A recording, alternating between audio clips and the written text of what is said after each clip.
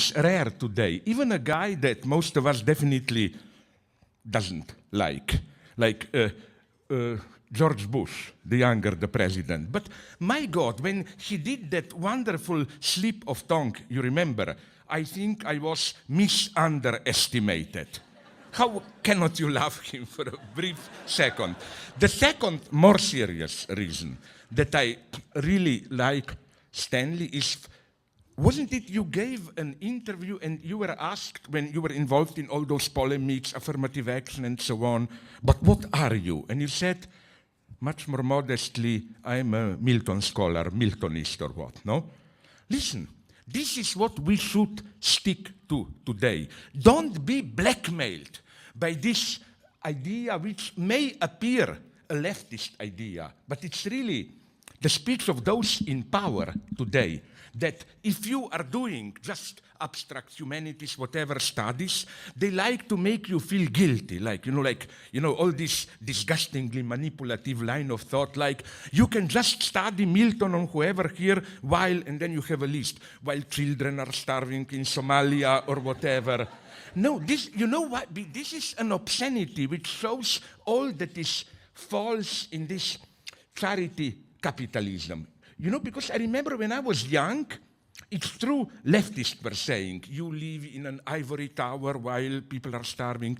But it gave me an idea that something is wrong with this when I remember a couple of years ago, Bill Gates started to talk like that. What does it mean, all the Microsoft programs when people are dying of illnesses?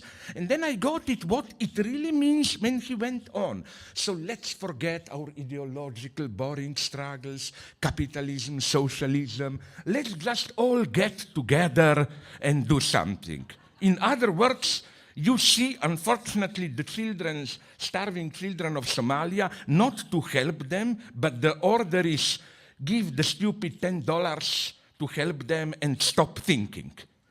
And a true leftist doesn't, although, sorry, I don't mean it personally, that I'm not stigmatized, but it's not like that. I hope, Stanley, that at least we agree on one thing. The Marx that maybe we both like is, you know which one? In 1870 or 71, okay, it wasn't really the possibility of a revolution, but like it appeared to some guys maybe there will be a revolution. And then there is a unique letter from Marx to Engels, which expresses Marx's deep worry, like, what are these guys doing? They want revolution now? I haven't yet finished Capital, what are they? I mean, that's the attitude. And all great guys are doing this. The world was in turmoil, 1914. What did Lenin do? He went to Switzerland and started reading Hegel's logic and so on. I mean, don't concede to this cheap blackmail, which is really a new form to prohibit thinking.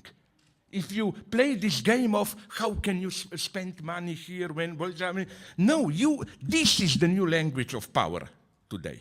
So this is why I really feel here solidary with you. And for another reason I feel solidary, because even when, take this as a friendly gesture, even when maybe, if ever I take power, and if you are still alive, maybe you will have to take a special one-way train to Siberia, whatever you call it. No? But still, where you are at the best is, today, we don't need these well-meaning liberals who always paint to you some light at the end of the tunnel, things better. What is most needed today is just an honest description of a deadlock that we are in.